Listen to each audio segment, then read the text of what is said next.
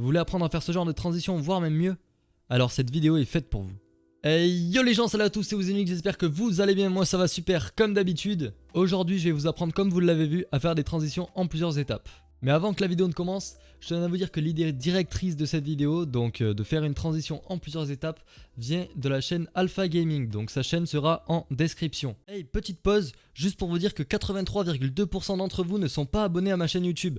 Et sachez-le, ça m'aide énormément, donc n'hésitez pas à cliquer sur le petit bouton s'abonner. Aussi, il faut savoir que je stream tous les vendredis soirs depuis peu sur ma chaîne Twitch, donc n'hésitez pas à aller faire un petit tour. Alors pour les prérequis de cette vidéo, il faudra soit un Stream Deck, soit une application ou un logiciel qui permet d'exécuter plusieurs actions en même temps. De plus, il faudra aussi soit Streamlabs, soit OBS, mais si vous utilisez OBS Studio, il vous faudra un plugin qui est dans la description, il s'appelle Transition Override Matrix. Donc c'est facile à l'installer, je vous fais pas de tuto, c'est comme tous les autres plugins. Bon, si vous ne savez pas l'installer, n'hésitez pas à aller faire un petit tour sur YouTube, il y a plein de tutos pour ça, bon c'est assez rapide. Donc pour commencer, il vous faudra une transition Stinger. J'ai fait justement une vidéo à ce sujet pour comment créer la sienne, donc n'hésitez pas à aller la visionner. Et dès que vous avez votre transition en WebM, on est parti.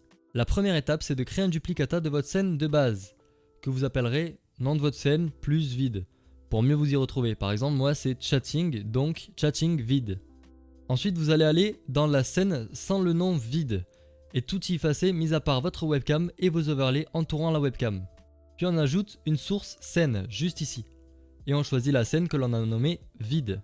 Ensuite, on retourne sur la scène vide et on supprime ici la webcam ainsi que tout ce qu'on a laissé sur la scène non vide. À partir de maintenant, il y a deux solutions possibles. Soit vous avez Streamlabs OBS ou OBS Studio. Donc pour OBS, on va dans l'onglet transition juste là et on choisit sa transition Stinger que l'on a créée auparavant. Et on vient maintenant dans l'onglet outils, puis transition Override Matrix.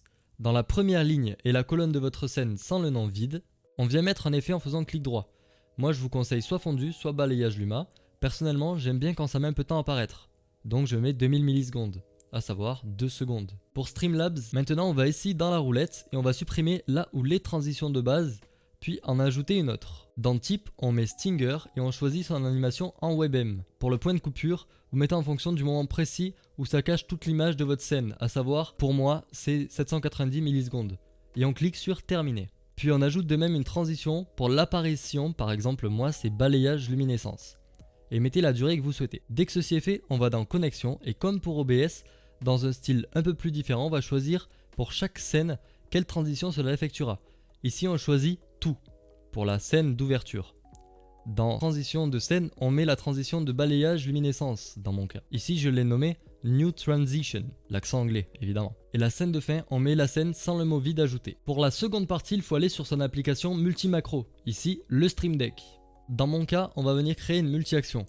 Dès que c'est bon, on va choisir que d'abord ça change de scène pour la scène vide. Pour ce faire, on va soit dans l'onglet Streamlabs, soit OBS Studio et on glisse une scène.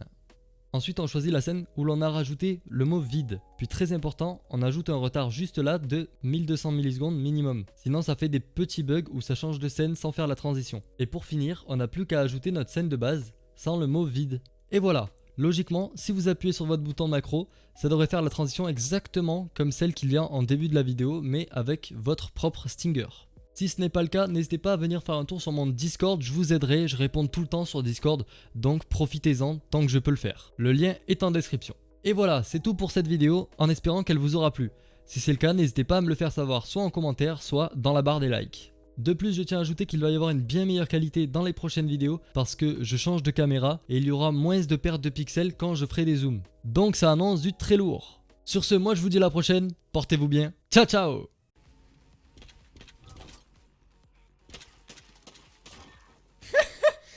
Crève!